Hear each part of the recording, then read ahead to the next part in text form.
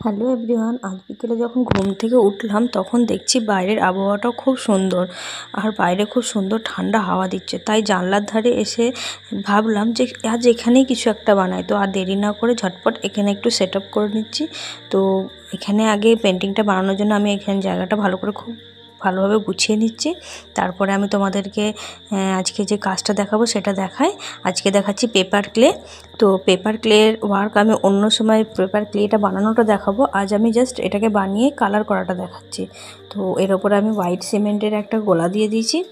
আর ক্লের video আমি পরে নিয়ে আসবো। তো তোমরা আজ কারা কারা দেখতে চাও ক্লে বানানো, পেপার ক্লে, তো আমাকে অবশ্যই জানিও।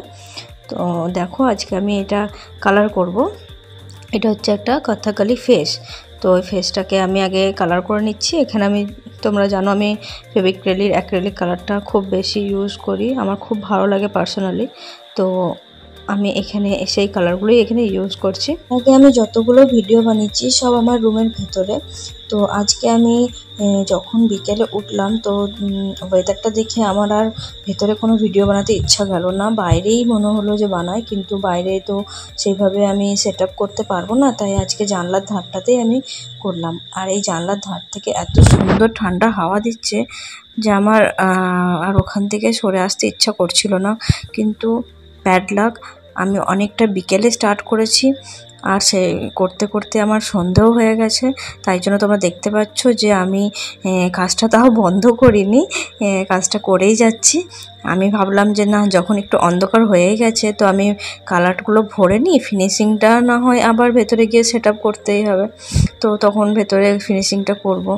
তো দেখতে পাচ্ছ যে সন্ধে নেমে গেছে বলে একটু অন্ধকারও হয়ে গেছে, জানলার ধারটা সেভাবে আর আলোটা পাচ্ছি না। তো ব্যাড লাক, আমার ইচ্ছাটা পুরোপুরি হলো না যে আমি পুরো পেন্টিংটাই বাইরের আলোতে করব, সেটা হলো না। চলো আবার ভেতরে আমি নতুন করে সেট আপ তৈরি করলাম।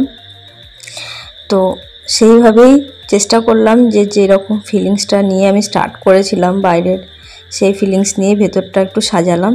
তো সাজিয়ে আবার তোমাদের কাছে এসে আমি পেন্টিংটা কমপ্লিট করছি। তো দেখো আমি কি করব সেটা আমি কিন্তু আগে থেকে ভাবিনি যে কিভাবে সাজাবো বা কি রকম করে ডেকোরেশন করব কথাকলি ফেসটা।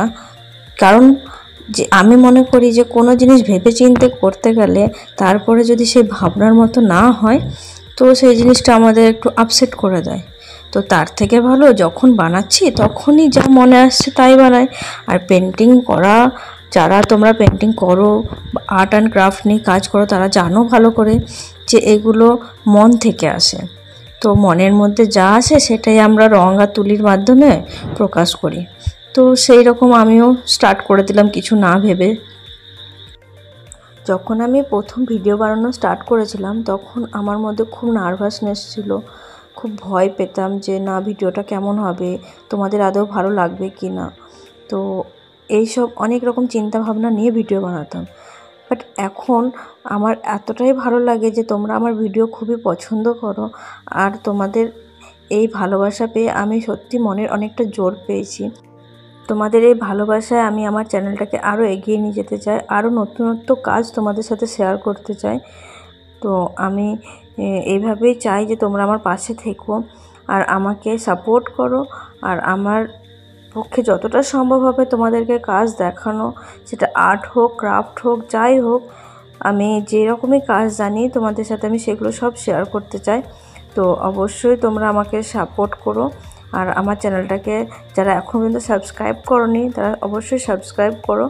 আর আমাকে তোমরা জানিও কেমন লাগছে আমার ভিডিও তোমাদের। এই ধরনের কাজগুলো করে হোম ডেকোরেশন করলে খুব ভালো লাগে, একটা আলাদাই লুক দেয়।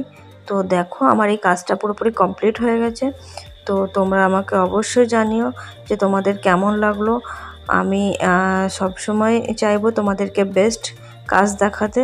তো তোমরা অবশ্যই আমাকে জানিও কেমন লাগলো আর আমার চ্যানেলটাকে অবশ্যই সাবস্ক্রাইব করো।